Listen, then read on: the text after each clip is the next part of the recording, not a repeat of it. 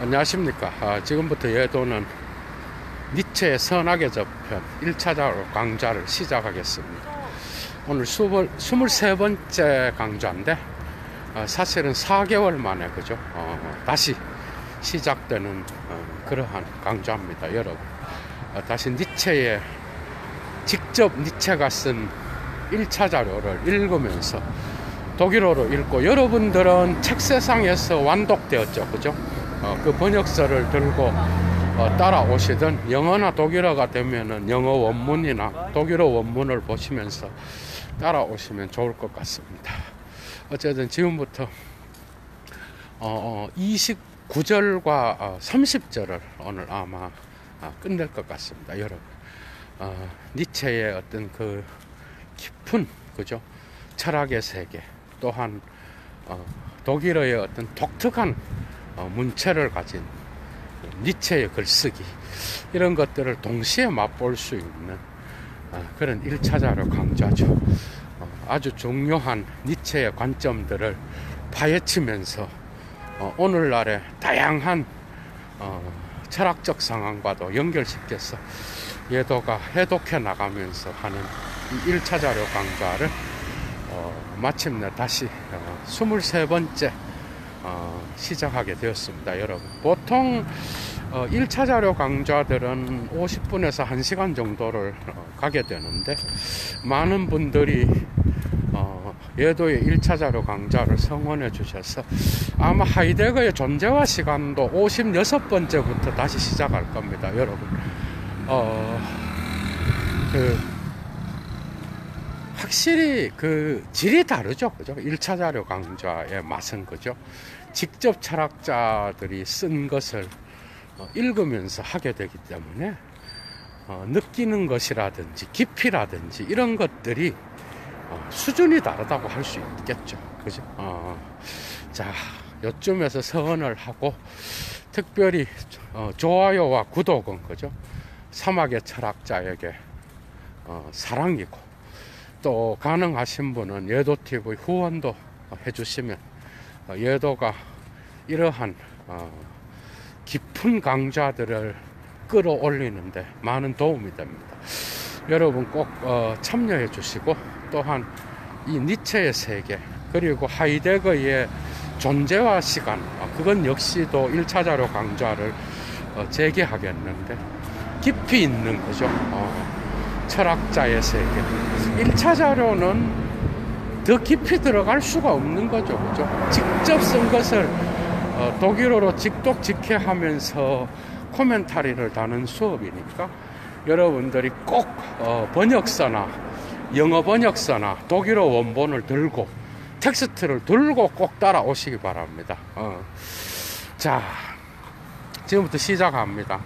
29절은 어떤 그 독립적 인간에 대하여, 그죠?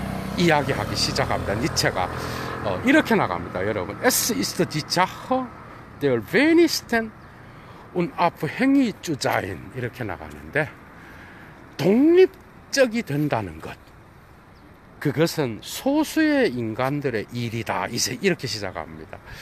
소수의 인간만이 독립적으로 사유할 수 있다라는 것. 독립적인 인간이 된다는 게 뭐냐? 니체가 선악의 저편 제2장, 그 자유정신, 그죠? 제2장에 속해 있는 29절의 주제는 독립적이 된다는 주제가 그겁니다. 여러분, 독립적이 된다는 것.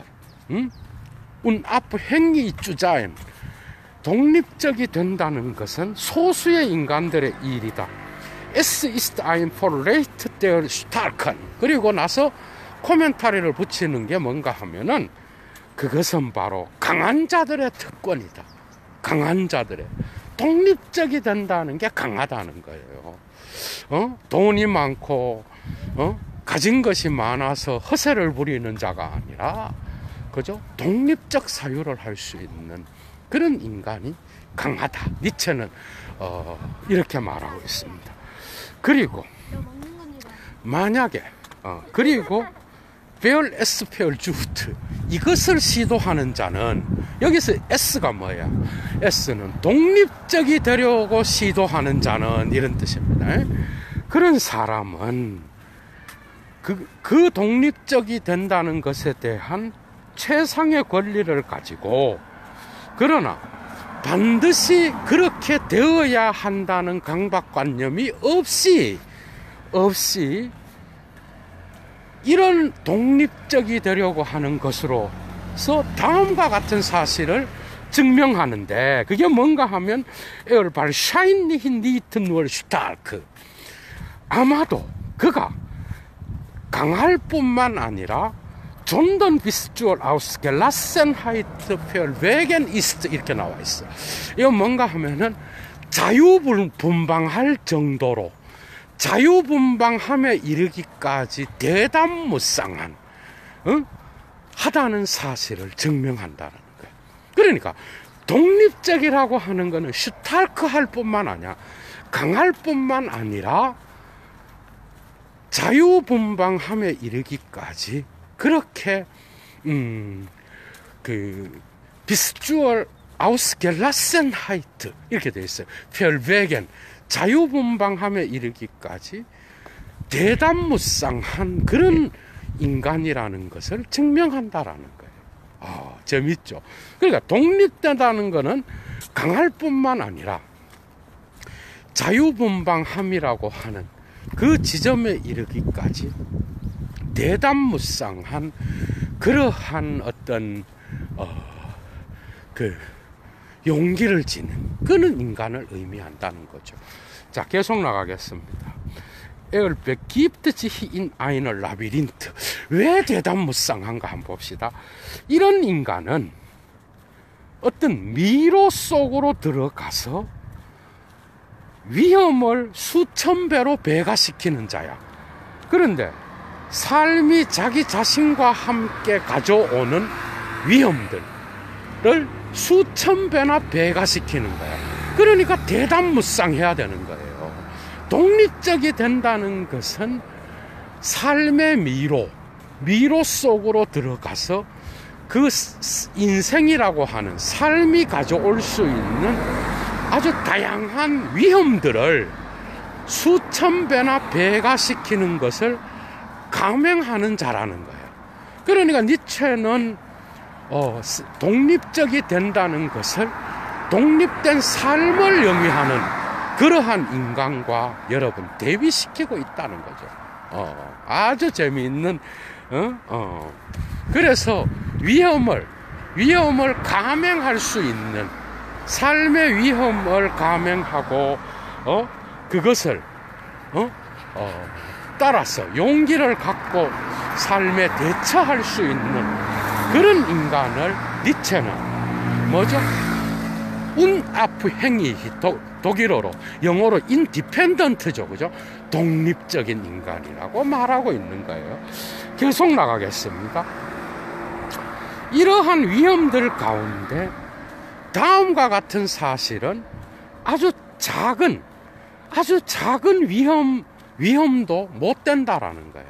그게 뭔가 하면은 가장 작은 위험이 아니다. 이런 위험들 가운데 어떤 인간도 눈으로 보지 못하여서 그가 길을 잃고 그 다음에 고독하게 되어서 어떤 동굴 속에 숨어 있는 미노타루, 여러분 그리스 신화의 미노타우루스 알죠? 동굴의 미노타우루스에 의하여 갈기갈기 찢겨버리는 그럴 정도로, 그죠? 그럴 정도의 어떤 것은 삶의 위험에 있어서는 아주 가장 작은 위험에도 들어가지 않는다. 그러니까 삶에 있어서 우리가 어떤 독립적이 된다는 것은 용기를 가져야 되고, 우리가 삶에 있어서 길을 잃고 고독하게 되어서 미노타우루스와 같은 괴물에 의하여 잡아 뜯어 먹히는 그런 상황에까지 도달하는 그런 위험들을 우리는 감행할 수 있는 자, 이런 자들만이 독립된 삶을 영위할 수 있는 인간이다. 니체는 지금 이렇게 나가고 있습니다. 자, 이러한 미노타우루스가 어떤 바닥에까지 도달하게 되면, 그러면은 인간들의 이해로부터 멀리 떨어져서 다음과 같은 사실이 일어나게 되는데, 그것은 바로 사람들이 그것을 느끼지도 못하고 그 다음에 함께 느끼지도 못하는 그런 일이 벌어지게 된다라는 거예요. 이 말은 뭐죠? 여기에 미노타우루스라고 하는 그리스 신화에 나오는 이 인물은, 그죠? 어떤 동굴 속에 숨어서 활동을 하는 자인데, 이것을 양심이라고 말하고 있어. 지금 니체가 게비센이라는 단어를 붙여놓고 있습니다. 그러니까 양심의 미노타우루스에 의하여 완전히 갈기갈기 찢겨버리는, 이런 길을 잃고 인간이 인생에서 미로 속을 헤매는 그러한 인간에 비유하고 있는데, 삶의 독립적이 된다는 것은 이러한 미로, 삶의 복잡한 어떤 그러한 상황을 혼자 묵묵히 걸어갈 수 있는 그러한 인간이 된다라는 거, 여기에 비유하고 있다는 겁니다, 여러분. 그래서 이러한 인간의 이해로부터 이러한 양심의 미노타우루스가 나타나게 되면은, 바닥에 출범하게 되면은 인생에 있어서 사람들이 그런 것들이 있었는지를 느끼거나 공감하지도 못하고 인간의 이해로부터 멀리 떨어져서 이러한 비공감과 비느낌이 발생하게 된다라는 거예요. 자, 그리고 그는 더 이상 돌아갈 수도 없고, 그런 인간은 또한 인간들의 동정을 얻기 위하여 더 이상 돌아갈 수도 없는 거예요. 삶이라는 게 그런 거예요. 지금 니체가 말하는 건 뭐죠? 인생을 미로에 비유하고 있다라는 거예요. 삶은 미로와 닮아 있고 미로와 같은 거라서, 우리가 한번 들어오게 되면 돌아가는 길을 알아서 이 미로를 빠져나가는 게 아니라, 삶을 살아간다는 거는 우리가 독립적으로 인생의 미로에서 이 미로를 헤쳐나가고 위험을 감수하고 삶을 영위한다라는 거예요. 모든 인간은 그래서 어떤 해결책을 찾고 미로를 빠져나가려고 하지만, 인생은 그렇게 만만하지 않다라는 거죠. 삶이라고 하는 거는 미로와 같이 복잡하게 얽혀져 있는 그러한 미로 속의 길찾기와 같은 건데, 여기에서 필요한 것은 독립적인 인간이 되는 것, 이것만이 이러한 미로 속에서 삶을 영위할 수 있는 그러한 인간, 그죠? 이러한 위험을 미로 속에 들어가서 길을 잃고 혼자가 되어서 미노타우루스와 같은 양심의 어떠한 존재에 의하여 갈기갈기 찢김을 당하는 이런 삶의 미로 속에서는 아무것도 아닌, 아주 큰 위험에 속하는 것도 아닌 그런 것이라고 하는 것. 그래서 위험을 감수할 수 있는 인간, 그래서 대담무쌍한 인간, 그런 인간만이, 그죠? 독립되다라고 말할 수 있다라는 겁니다. 자, 재밌죠, 여러분? 29절은 그렇게 끝납니다. 이제 30절로 들어갑니다. 29절은 이미, 그죠? 이미 끝났고, 자, 이제 30절로 들어가게 됩니다. 30절에는 어떻게 시작하고 하는가 하면은, Unsere Fähigkeiten einzichten müssen unter Jorlen, wie Torheiten unter Umständen, 이렇게 나갑니다. 자, 어떻게 나가는가 하면은, 우리의 최고의 통찰은, 우리의 최고의 통찰이라고 하는 것, 인생에 있어서 최고의 통찰들은 어리석음과 같이 경우에 따라서는 법을 위반하는 범법 행위와 같이 들림에 틀림이 없다. 이렇게 시작합니다. 왜? 어리석은 행위와 같이 법을 위반한 범법 행위, 페어브레션 이렇게 나와 있어. 범법 행위와 같이 보일 수도 있다는 거예요. 우리의 최고의 통찰은 조건이 있습니다. 만약에 우리의 최고의 통찰들이 그런 것으로 정량지어져 있지 않고 또한 그런 것으로 앞서 규정되어 있지 않는 그러한 사람들의 귀에 도달하게 된다면 여기에 조건이 뭐죠? 허락되지 않는 방법으로 이렇게 나와 있어. 그러니까 이런 통찰들이 이런 최고의 통찰들이 그것으로 정량되어져 있지 않고 앞서 규정되어 있지 않는 그러한 이 통찰을 의역하면은 감당하기 어려운 그죠? 그런 사람들의 귀에 도달하게 된다면 그러나 허락되지 않는 방법으로 이렇게 나와 있어요. 부사구로서 허락되지 않는 방법으로 이러한 사람들, 감당하기 어려운 사람들의 귀에 도달하게 된다면 그것은 경우에 따라서는 범법 행위와 같이 들릴 수 있다라는 거예요. 이해가 되죠? 그래서 여기에서 최고의 통찰을, 삶의 최고의 통찰을 감당할 수 있는 자가 있고 감당할 수 없는 자가 있다라는 거예요. 삶의 최고의 통찰을 감당할 수 있는 자, 그리고 그런 자들은 삶을 바라보는 눈이 다르다는 이야기예요. 니체는. 그죠? 그러니까 니체한테서 강한 자는 힘이 강한 자라기보다는 어떤 이러한 삶의 위험을 감행하고, 그죠? 거기에 대하여 독립적으로 사고하면서 이러한 삶의 위험들을 받아들이고 그것을 긍정적인 힘으로 바꿀 수 있는, 니체의 전집을 읽어볼 때는 그런 뜻으로 여러분들이 해석하면 좋을 것 같습니다. 자, 그래서 아주 재미있습니다.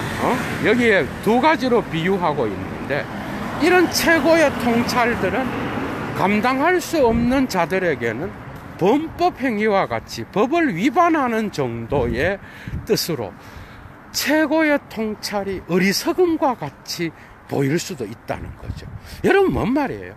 모든 현자들의 어떤 그러한 어떤 그 말이, 그죠? 어리석은 자에게는 그 울리는 꽹과리와 같이 그렇게 들릴 수도 있는 거예요. 현자들의 말이 어리석음으로 들릴 수 있고 어리석은 것이 지혜로운 것으로 들릴 수 있다는 거예요. 이해가 되죠? 일단 최고의 통찰은 인간의 강함과 약함에 따라서 이게 각각 다른 방식으로 나타난다. 지금 니체는 그렇게 말하고 있는 겁니다. 자, 잘 따라오십시오. 그래서 das exoterische und das esoterische 이렇게 나와 있어요. 여러분, 이게 라틴어 계열의 단어인데, 여러분, 이게 그리스 계열이죠. 에소테릭이 뭐야, 영어로? 비교의, 비밀스러운 종교에서 나타나는, 그래서 어떤 것을 전수하기, 비밀스러운, 비의적 종교에서만 전수되는, 그래서 비밀스러운이란 뜻을 갖게 됐잖아. 그런데 에조테리슈의 반대말인 엑소테리슈는 뭐예요? 그래서 공개적인 이런 뜻인 거예요. 그게 비교, 그러니까 특별한 어떤 종교에서 특정한 사람에게 전달해 주는 게 바로 비교죠. 그죠? 이러한 비교에게서만 성립되는 비밀스러운 것, 이런 뜻이잖아. 그러니까 이것의 반대는 공개적인, 대중적인 이런 뜻이라고. 그래서 니체가 이 두 개를 이야기하고 있습니다. 자, 엑소테리슈, 공개적인 것과, 그리고 에조테리슈, 비의적인 것은 비밀을 특정 집단에게만 전수하고 공개적으로는 말하지 않는 이런 뜻이겠죠. 그러니까 엑소테리셔 운트 에조테리셔, 사람들이 예전에 철학자들 가운데에서 구별했던 것처럼 공개적인 것과 비교적인 것은, 좀 더 쉽게 합시다. 공개적인 것과 비밀스러운 것은 그리스인들과 페르시아인들과 무슬림들에게서와 같이 인도인들에게 있어서 이렇게 나와 있어요. 그리고 사람들이 계열을, 평등이나 동일한 권리를 믿지 않고 계열을 숭배했던 모든 곳에서, 여기서 독일어로 랑올드능이 뭐야? 계열. 여러분들 오늘날에야 평등과 어떤 그 동일한 권리를 이야기했지, 지금 오늘날 인도에서도 여전히 카스트 제도가 있죠. 그 계열이라는 건 그런 뜻입니다. 그러니까 계급사회와 계급이 정해져 있는 그런 계열을 믿는 그러한 사회에서는 이런 뜻이야. 이해가 되죠? 그러니까 평등이라든지 동일한 권리를 믿지 않고 계열을 인정하는 모든 곳에서, 곧 인도인들에게서는 이런 뜻이야. 인도인들에게서 나타나는 비의적인 것, 비밀스러운 것과 그리고 공개적인 것, 이 두 가지는 서로와 구별되지 않는다는 거야. 다음과 같은 사실을 통하여, 뭐를 통하여인가 하면은 엑소테리컬, 공개적인 것을 추구하는 자가 바깥에 서서, 바깥에서부터, 안쪽에서부터가 아니라 바깥에서부터 바라보고 비교, 평가하고 그 다음에 측정하고 판단을 내림을 통해서는 서로와 구별되지 않아. 뭔 말인가 하면은 비교, 그게 특정 종교의 비밀스러운 교리를 특정 집단에게만 전달해주는 이러한 것과 그냥 모든 사람에게 다 알리는 이 두 가지는 공개적인, 비교적이지 않고 공개적인 인간들이 특정 비밀 종교에 속해 있지 않는, 그래서 공개적으로 모든 것을 포고하는 그런 인간들이 내부에서가 아니라 바깥에서 보고 평가하고 그 다음에 측정하고 판단을 내리는 것을 통하여 이 두 가지는 구별되지 않는다는 거예요. 이해가 되죠, 여러분? 비밀스러운 것은 에서 속해 있는 자들은 비밀스럽지 않은 공개적인 자가 이것을 바깥에서 보고 평가를 내린다고 그걸 인정하지 않는다는 이야기야, 지금 니체는. 자, 계속 나갑니다. 보다 더 본질적인 것은 이러한 공개적인 비밀스러운 교의에 속하지 않는 공적인 이러한 자가 아래로부터 사물을 보는 것이 더 본질적인 거라는 거예요. 그러니까 사물을 바깥에서 보는 게 아니라 아래로부터 보게 되면은 이러한 사태가 제대로 나타나게 된다라는 것을 니체는 지금 이야기하고 있습니다. 비유적으로. 그래서 이제 다시 또 이야기하는 거예요. 보다 더 본질적인 것은 그가 아래로부터 사물을 보는 거예요. 그런데 누구야? 비교에 빠져 있는 그러한 비밀적인 인간들은 위로부터 사물을 보는 거예요. 이해가 돼요? 그러니까 이런 자들은 뭐야? 어떤 종교적인 그러한 신탁에 의존하여 위에서부터 아래로 보지만 이 반대편에 서 있는 공개적인 인간, 철학자지 뭐 누구야, 이런 것들을 까발리는 이런 인간들은 아래로부터 사물을 봐야 된다는 거예요. 여러분, 이거 절대 혼자 이해 못합니다. 이해되죠? 뭔 말인지. 그런 뜻이야. 그래서 이 두 가지를 지금 끊임없이 이야기합니다. 그래서 높은 영혼의 인간들이 있어. 그 높이로부터 보게 되면 비극도 비극적으로 작용하는 걸 멈추게 돼. 그러니까 높은 영혼의 인간, 제가 볼 땐 니체 자신과 같이 이렇게 그리스 문화의 고급의 문화를 접한 인간을 이야기하는 것 같아요.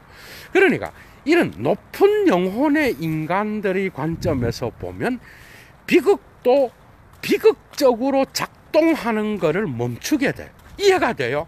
비극은 비극만이 있는 게 아니야.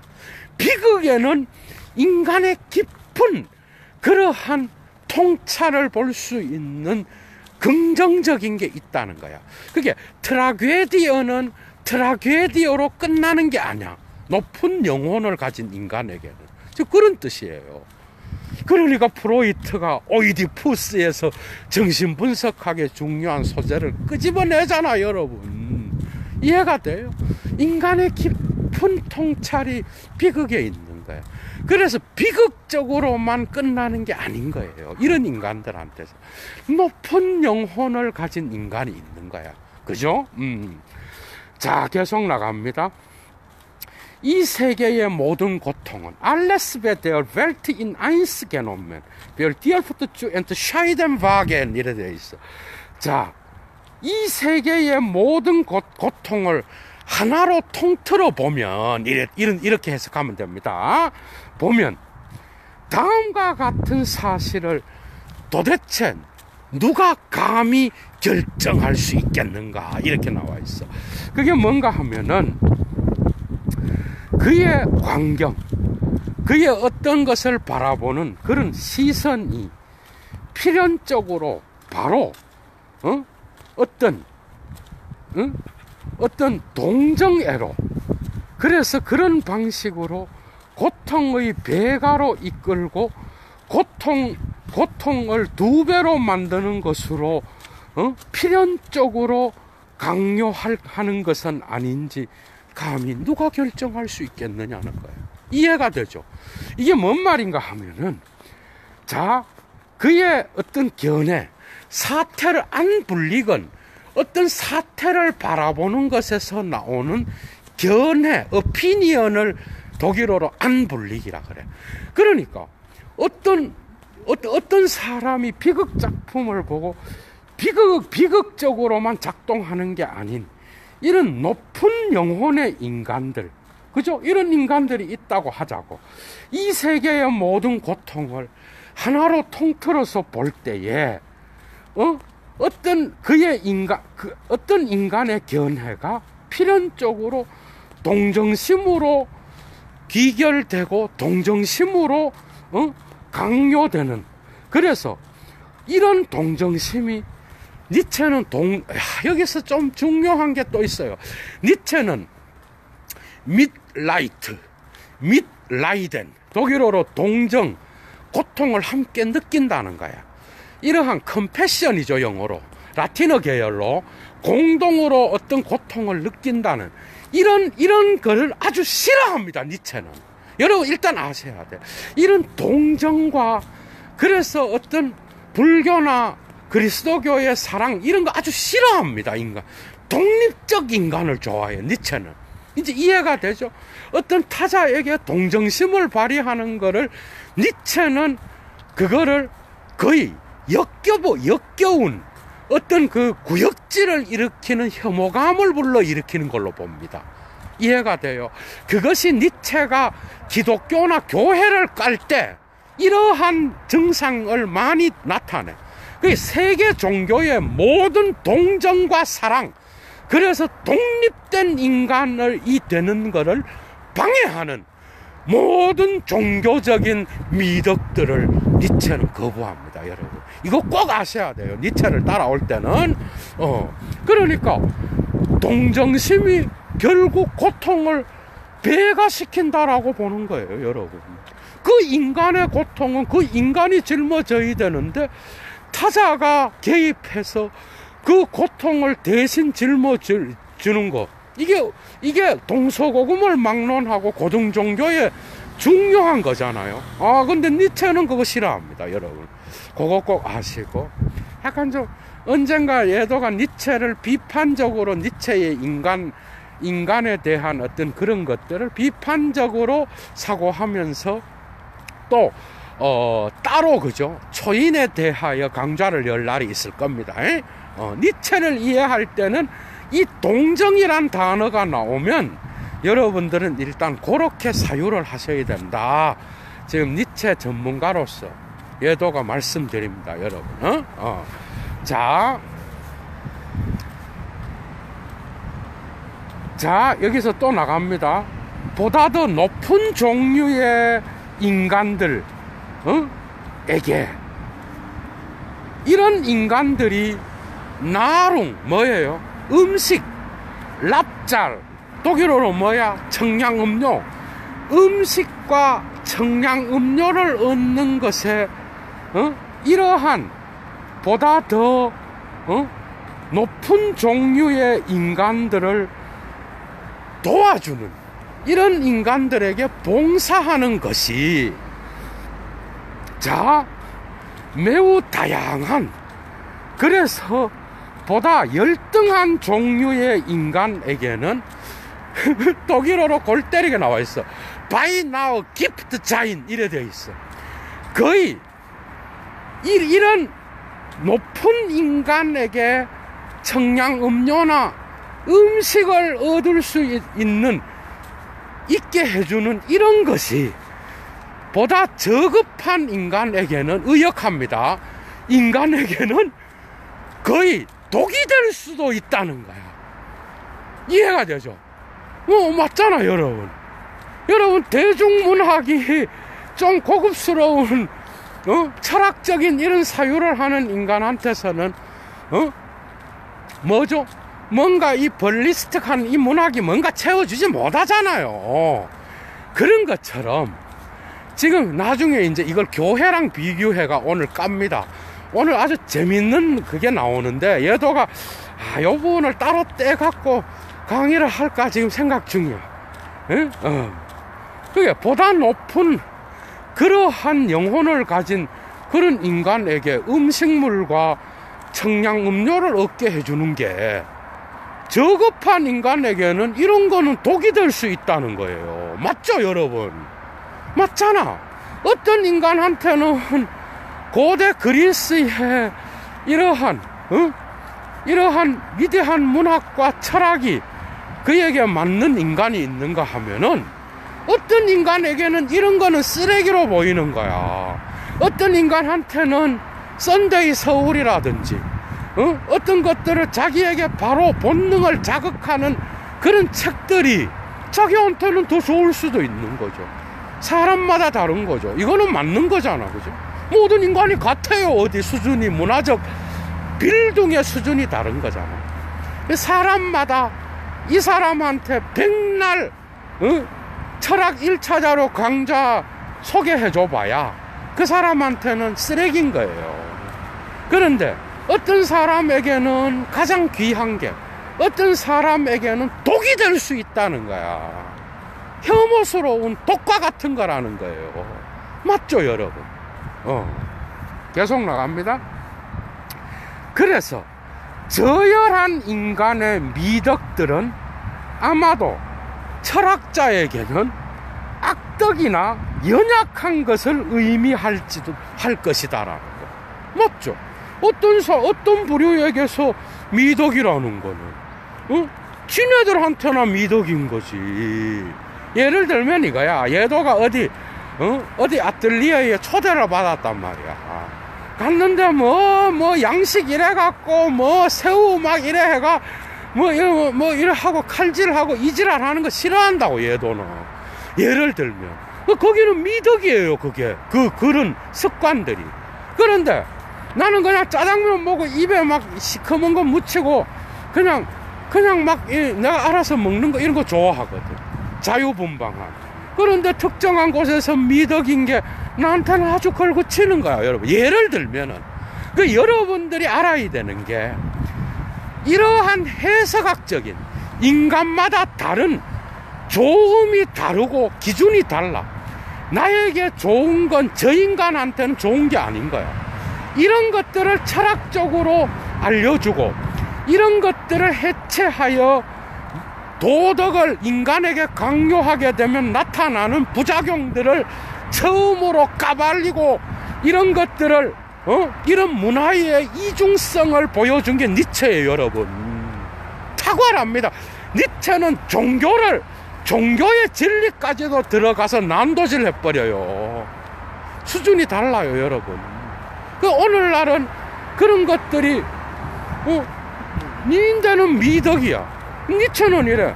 미덕이 도덕에 계보하겠어 그래. 니는 이 인간들한테 미덕인데 다른 인간들한테 가면 그거는 살인과 같은 경우도 많은 거야. 억압과 같은 거예요. 그러니까 문화적 차이에서 오는 억압, 이런 것들을 오늘날은 다 이야기하잖아, 그죠? 그런 건 것처럼 어떤 인간에게 청량음노와 같은 거는 어떤 인간한테는 뭐야? 독일어로 기프트입니다. 여러분, 기프트가 개변이라는 동사, 주다라는 동사와 무관하지 않다는 거는 여러분 상당히 많은 걸 시사해 줍니다, 여러분. 나중에 이런 어원학적인 걸 에티몰로기슈한 걸 갖고 예도가 따로 강좌를 열라 그래. 한도 끝도 없어요. 하루에 2개씩 해도 지금 죽을 때까지 해도 모자라는 게 강좌인데 어떻게 될지 모르겠어. 오늘 3개를 할 수도 있어 지금. 자, 계속합니다. 그래서 저열한 인간의 미덕은 아마도 어떤 철학자에게 있어서는 악덕이나 연약함을 의미할 거라는 거예요. 다시 말하면 기독교 집단한테서는 동정과 사랑, 이래가 약자들을 돕고 이런 것들을 아주 막 이러잖아. 니체 이런 거 아주 싫어해요. 그 인간이 독립할 수 있는 기회를 빼앗아 버린다고 보는 거야. 근데 이거는 니체는 이러한 어떤 고급 문화와 기종 문화를 대중화시켜서 저열하게 만드는 걸 아주 싫어합니다. 일단 니체 이걸 알아야 돼. 이 부분이 니체를 오해하는 지점이 이 부분이에요. 언제 이 부분을 따로 예도가 강좌를 열겠습니다. 당연히 나도 니체 이런 부분들은 약간 좀 마음에 안 드는 부분도 있어요. 그건 나중에 이야기할 부분이고, 자, 그래서 니체가 볼 땐 그거야. 교회에서 하는, 불교에서 쇼펜하우어가 좋아했던 동정, 그 다음에 기독교의 사랑, 이런 것들 이래갖고 이렇게 바로 위로하고 이래가 힘을 얻고 이런 거 있죠. 이 뭐야 이거 지금 니체는 지금 그래 보는 거야. 뭐야 이거는 연약함을 의미하는 거 아니야? 이런 거는 슈베혀, 이런 건 연약함을 의미하고 비독립적인 걸 의미하는 거 아니야? 그 인간에게 독이 될 수 있는 거다, 이렇게 보는 거라. 자, 계속 나갑니다. 그래서 높은 종류의 인간이 타락해서 질이 떨어지게 돼서 어떤 바닥에 도달하게 된다면 이것을 통하여 높은 질의 인간이 아주 독특한 성격을 소유하게 되는 그런 지점에 이르는 게 가능할 거다는 거야. 이런 성격, 이런 속성과 특성들은 뭔가 하면은 그것 때문에 사람들이 저열한 세계에서, 아주 급이 떨어지는 세계에서 그가 가라앉았던 그러한 저열한 세계에서 이제부터 그를 비아이넨 하일리겐 주펠 에렌 이래 나와 있어. 그를 성인으로 숭배하는, 성인으로 그 인간을 숭배하는 그런 지점에 도달하는 그런 성격을 소유하게 될 수도 있다는 거예요. 이해가 돼요. 뭔 말인가 하면은 아주 보다 더 높은 급의 인간이 그가 수준을 낮춰서 저열한 인간이 되면은 그 저열한 세계에서 그를 성인과 같이 숭배하는 그런 성질들을 얻는 지점에 도달할 수도 있다는 거예요. 이해가 되죠? 그래서 높은 질의 인간이 보다 더 리더로 열등한 그러한 세계의 인간과 함께 하기 위하여 자기를 급을 낮추게 되면 그는 성자로 추앙받을 수도 있다. 이런 일이 에스베로 메클리, 독일어로 에스베로 메클리 다스 이래 나와 있어. 이런 일이 가정법으로 콘융크티브라 그러죠, 독일어로. 문법적으로 가정법으로 이런 일이 가능할 수도 있을 것이다. 지금 이렇게 말하고 있는 거예요, 니체가. 거의 다 와갑니다. 자, 이제는 책이 나옵니다, 여러분. 마지막에 책. 여러분, 책에도 종류가 있죠. 니체가 얼마 전에 예도가 고전이란 무엇인가 강의했잖아. 여러분, 백날 지랄해도 고전을 의해 넘어가. 백날 욕해도 고전을 넘어갈 수가 없어요. 지가 욕한다고 고전의 영양사를 멈추나, 여러분? 고전은 그런 게 아니에요. 니체도 이제 고전을 이야기하기 시작합니다, 여러분. 그리고 오늘 30절이 끝나요. 교회를 까면서, 여러분. 자, 요 부분 나갑니다. 영혼을 위하여. Für und Gesundheit. 영혼과 건강을 위하여, 뒤집어진 가치를 갖고 있는 그런 책들이 있는 거야. 언제? 조건이 있겠죠. 자, 언젠가 하면은 이런 겁니다. 자, 보다 저열한, 열등한 영혼이, 보다 더 열등한 삶의 힘이, 혹은 보다 높은 영혼이, 보다 강력한 영혼이, 이러한 책들을 사용한 이후에 뒤집어진 가치를 갖게 되는 책들이 있다는 거야. 이해가 돼요? 책들도 책의 문제도 있지만 독자의 문제도 있는 거예요, 여러분. 이해가 돼? 여기서 해석학적인, 니체는 해석학적으로 자기는 해석학을 안 했죠. 그래서 난사바죠, 그죠? 얘도가 이걸 정리하는 거예요. 여러분, 저자의 문제가 아니라 독자의 문제일 때가 더 많습니다. 이해가 돼요? 그래서 얘도가 이 가담어를 깊이 있게 해줘야 되는데, 이거 못 따라오니. 이거 하이데거도 하면은 한참 55개 내질러 놓으니까 이제 10개 이래 해가 이래 따라오고 앉아 있으니. 아휴, 참. 근데 얘도가 계속 나가야 되겠죠. 그러니까, 뭐야? 여기서 말하는 건 이겁니다. 보다 어떤 책을 보다 더 높은 영혼의 인간이 읽을 때랑 보다 더 열등한 인간이 읽을 때랑 그 가치가 웅게켈트 되어서 나타난다는 거야. 이해가 돼요? 뒤집어져서 나타나는 거야, 그 가치가. 그래서 이런 책들은 그것을 읽는 자의 능력에 따라서 그거를 받아들이는 저자의 전이해에, 저자가 아닙니다. 독자의 전이해에 따라서 책의 방향의 가치가 뒤집어져서 나타나는 경우가 있다는 거예요. 이제 이해가 되죠? 그러니까 책은 저자의 문제이기도 하지만 독자와의 어떤 그러한 해석학적 상황도 무시할 수 없는 거예요, 여러분. 이거는 예도의 코멘트입니다. 자, 이제 거의 다 왔어요. 이 에어스템 팔러 첫 번째의 경우에 있어서 위험하고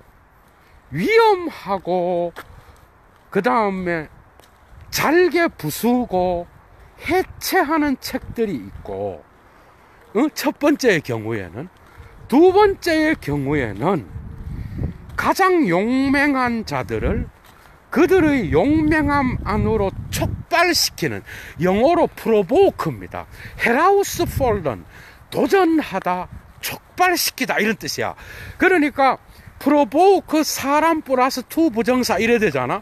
여기 독일어도 같아. 아우스폴드, 헤라우스 폴던 사람 플러스 주 부정사 쓰면은 사람으로 하여금 어떤 상태로 촉발하다, 이런 뜻이 있는 거야. 그러니까 이런 뜻이에요. 가장 용감한 사람을 그들의 용감함 안으로 촉발하는 선구자와 같은 목소리를 가진 책들이 있다는 거야. 이제 이해가 되죠. 그리고 어떤 책들은 해체하고 잘게 부수고 그 다음에 위험한 그런 책들이 있는 거야. 이해가 돼요. 독자에 따라서 이 위대한 책들이 두 개로 나눠지는 거야. 겁쟁이이고 초보자인 그러한 고전의 초보자인 자들에게는 해체해버려. 그 사람의 사고를 깨버립니다. 이게 위대한 책입니다. 두 번째, 좀 준비된 자들한테는 그들을 용맹스러움으로 인도할 수 있는 그런 게 고전이에요. 그게 위대한 책입니다, 여러분. 그러니까 고전은 독자에 따라서 이런 방식으로 작동할 수 있다는 거예요. 이해가 돼? 나의 사고를 해체하고 박살내는 게 나쁜 게 아니고 좋은 거예요, 여러분. 고전에 의하여 내가 다듬어지고 나의 전의해가 박살나는, 예도의 근본주의가 박살이 났어. 고전에 의하여. 언제부턴가. 26살 이후부터겠죠, 그죠? 예도도. 고전에 의하여. 고전은 나를 해체합니다, 여러분. 그런데 어느 정도의 소양을 갖추게 되었을 때 고전은 나에게 삶의 용기를 주는 쪽으로 이끌어 가더라고. 이해가 돼요? 자, 그리고 바로 이러한 위대한 책들에 비교하여 이제는 저급한 책이 나와. 알럴베르트 비혈. 알럴베르트는 독일어로 모든 이 세계의 모든 인간들, 대중서적 말하는 거예요. 대중문학의 서적들을 말하는 거예요. 평범한 책, 평민의 모든 인간들이 가지고 있는, 모든 인간들이 쉽게 읽을 수 있고 환장하는 그런 책. 여러분, 요거를 대중적 기호에 맞는 책 이렇게 바꿔도 됩니다. 알럴베르트 비혈. 이런 책들은 언제나 여러분 줄 빡빡 치십시오. 위벌 리셴더 비혈입니다. 니체가 직접 말하는 거예요. 지금 애누리 하나 없잖아. 독일어로 직접, 이거 봐봐, 여기 독일어로 직접 하고 있어요. 뭐야? 악취를 풍기는 책이야. 여러분, 악취를 풍기는 책. 아유, 참, 얘도가 지금 단편 강좌 한 20분짜리 하나 준비되어 있거든. 요거 따로 제목이 특이해갖고, 얘도가 따로 강좌를 하려고 그래요. 이런, 대중문학, 여러분, 여기서 대중문학이라고 하는 거는 대중문학 중에서도 좀 수준 높은 건 있어요. 여기서 말하는 건 여러분들이 알아서 들으라고. 고전에 비교될 수 있는, 그래서 순간의 감정을 자극해서 눈물을 빼고 지가 니체 자리에 들어가서 니체 흉내를 내는 이런 개 잡쓰레기 같은 책들, 이런 거 이야기하는 거예요. 정직하게 지는 니체를 대리하는 그러한 자다. 겸손하게 나가지 않고 지가 그 자리에 들어가 지가 1차 자료를 다 막 휘두르는 이런 인간이 있다니까. 얼마나 가벼운지 알아요. 요즘 예도 TV를 보는 시청자들은 이제는 철학자의 급도 여러 이길 수 있는 거야. 이제는 그런 수준이 된 거죠. 자, 더 얘기하면 안 될 것 같고, 그래요. 이런 알럴웰츠 위혈, 응? 이러한 대중문학적인 이런 책들, 대중적인 이런 책들은, 대중의 기호에 맞춰서 쓴 이런 책들은 악취를 풍기는 책들이야. 그리고 클라인의 로이테 게루흐, 거기에는 아주 소인배, 얘도 번역이 좋죠. 클라인의 로이테, 소인배들의 냄새가 그런 책들에게는 붙어 있다라는 거. 여러분, 소인배, 클라인의 로이테, 소인배, 삶의 용기가 없고, 잔대가리를 굴려서 대가인 척하고, 이런 인간들, 정직하지 못하게 고전을 인정하지 못하는 인간들, 그래서 지가 다라 그러고.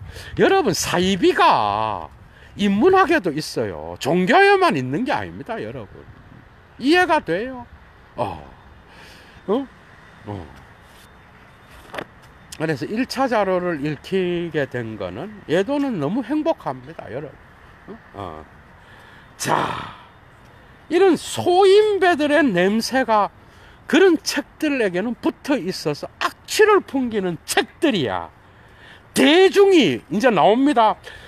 Wo das Volk isst und trinkt selbst wo es verehrt, da fleckt es zu stinken, 이래 나와 있고, Manjorlit in Kirchen gehen, wenn man reine Luft atmen will, 이렇게 나와 있어. 정말 중요한 거예요, 여러분. 정말 재미있어요.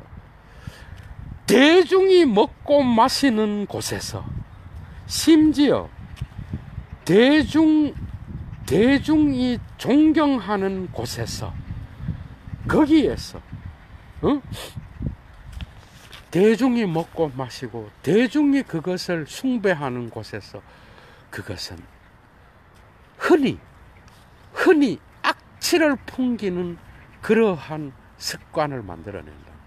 흔히 자주 악취를 풍기곤 한다. 직역하면 이래 돼 있어요. 영어의 유스터가 플레겐 쭈예요, 독일어로. 그러니까 대중이 먹고 마시는 곳에서, 대중이 그것을 숭배하는 곳에서 이해가 돼요. 그런 장소에서 그것은 악취를 풍기곤 한다는 거야, 여러분. 그러면서 탁월한 비유를 합니다, 뒤에. 사람들이 순수한 공기를 마시고자 한다면, 사람들이 순수한 공기를, 깨끗한 공기를 마시고자 한다면 교회에 가서는 안 된다. 코미디죠, 여러분. 순수하고 깨끗한 공기를 마시고자 한다면 교회에 가지 말라. 여러분, 이게 마지막이야. 이게 30절 마지막이에요. 여러분, 예도TV를 보는 자는 오해 없이 이걸 읽으셨죠? 교회에 가지 말자는 캠페인을 벌리는 게 결코 아닙니다, 여러분. 오해하시면 안 되고, 니체를 따라갈 수 있겠죠. 뭔 말인지. 더 예도가 이걸 코멘트를 달아야 되겠어? 그건 아니죠. 깨끗한 공기. 그러니까 냄새나는 삼류소설이라든지 대중의 욕망에 맞춰서 그들을 치료하기보다는 그들의 대리 보충의 욕망의 보충으로서 쓰여진 그러한 깜짝 쇼에 불과한 그런 책들과 교회를 비유하고 있다는 거예요, 여러분. 니체가. 지금 니체는 종교적으로 교회를 보고 있는 게 아니라, 이런 해석들 여러분 처음 들을 겁니다. 어느 누가 한 적도 없어요. 이거는 안드레아스 우알스 존마한테 배운 것도 아니야, 여러분. 예도가. 이건 내 코멘터리예요. 여기서 여러분들이 교회의 개념을 이해하려면 여러분들이 교회를 종교단체로 보지 말고 문화적 기호, 사회 안에서의 문화적 어떤 그러한 제도로 읽으면 니체의 이 말을 오해 없이 이해할 수 있을 겁니다, 여러분. 따라올 수 있겠죠. 뭔 말인지. 여러분, 이걸 니체의 이 말을 인정하는 자는, 인정하는 성직자가 있다면 그 성직자는 상당히 높은 수준의 인문학적 소양을 가진 자예요. 100% 확신합니다. 예도는. 이거 오해 없이 읽을 수 있는 성직자가 몇 명이 될까?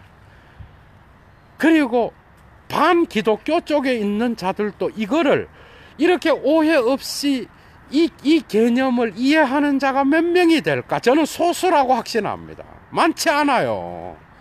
이용하지도 말고 이 말에 문자적으로 읽어서 오해를 해서도 안 됩니다, 여러분.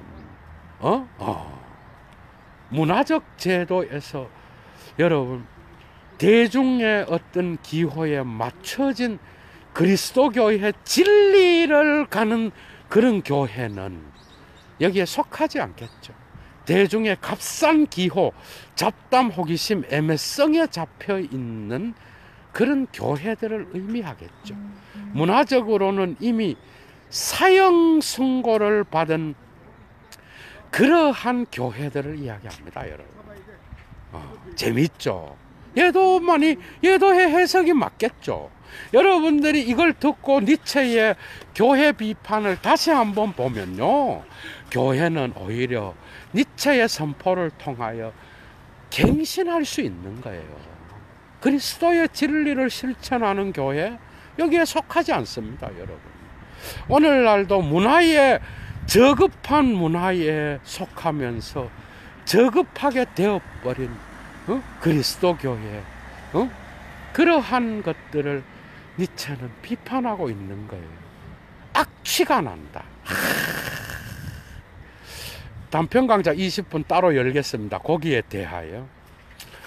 재밌었죠, 오랜만에. 예도가 또 1차 자료 24번째 강좌에서 여러분들을 니체의 사유로 인도하겠습니다. 오늘은 29절 30절 끝났습니다. 31절 32절은 이제 계속해서 니체를 강좌를 열어나갈 건데, 여러분 오랜만에 니체의 사유 어땠어요? 1차 자료가 완전 다릅니다, 그죠? 여러분들 좋은 하루 보내시고요. 이 어수선한 분위기에 면역력도 기르시고, 그리고 서로를 격려하는 그런 삶을 살아내시는 여러분들 되시기 바랍니다. 얘도 물러갑니다. 추스!